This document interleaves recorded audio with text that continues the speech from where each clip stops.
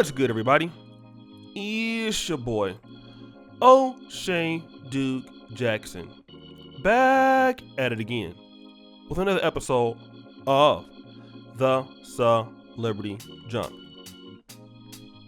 Torrei Hart is the ex-wife of Kevin Hart, and I've listened to Kevin Hart's story about how he used to drive from New York or Philadelphia to New York every weekend, and he really worked hard to be who he is today. He has a persistent, astronomical work ethic, and his wife was there the entire time, and I salute her for that, right? And so when he got on, so did she.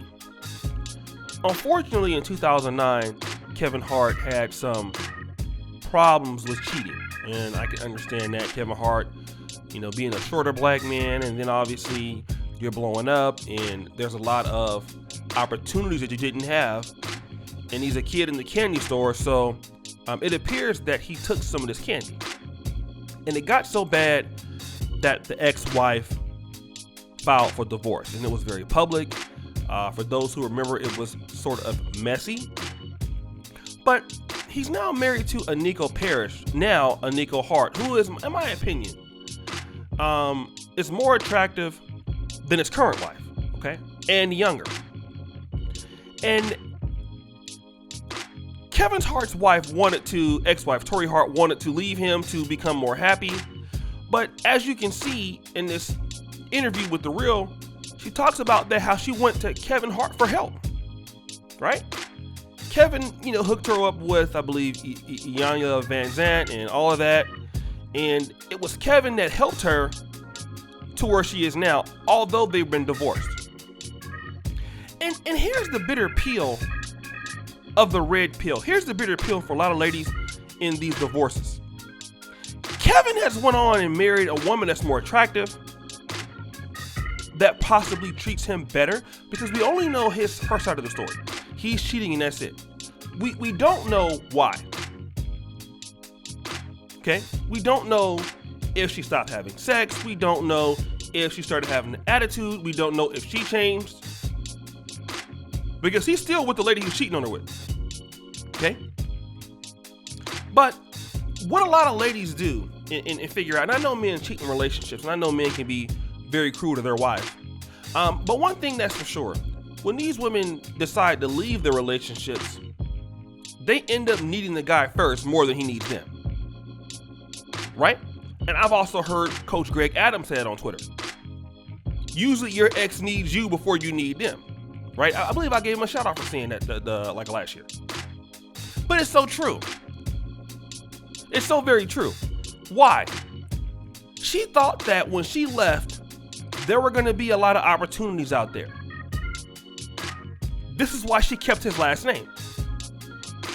But here she is trying to promote a podcast, breaking through with Torrei. She's went, I would say, subsequently silent. And what opportunities are there for her to date? Okay?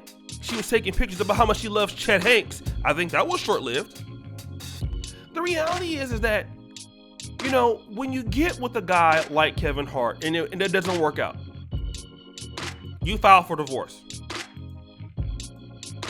The reality is, for a lot of these ladies, you will never really encounter a man like that again. It's hard. That's the one unfair advantage that some successful men have.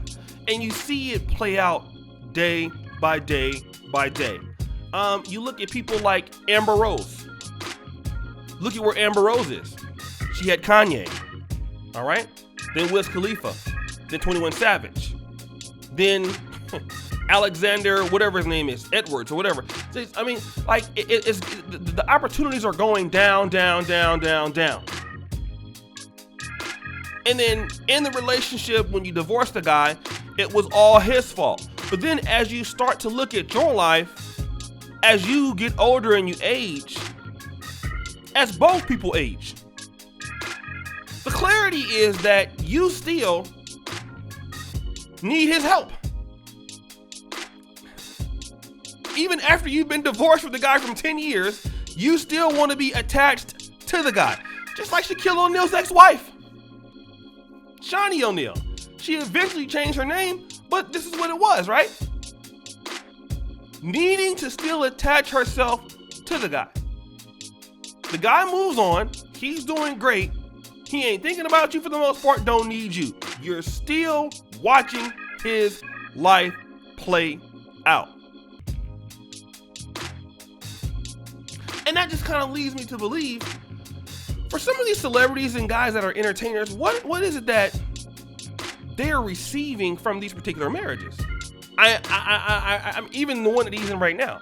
And I credit this first wife for being there with her when you don't have nothing. That's enough for me to stay with you, despite the problems. But the reality is that what is it that he's getting from her? Because if it was a lot, then you would think she's still a relatively young woman at 33 when they divorced. 43 now, not bad looking, but still, you have a lot of opportunities. You still have a lot of people in your network. What is the reason that you haven't got a chance to get married now? And the reality is, it's not that you don't want to do it. The reality is that those opportunities are slim to none.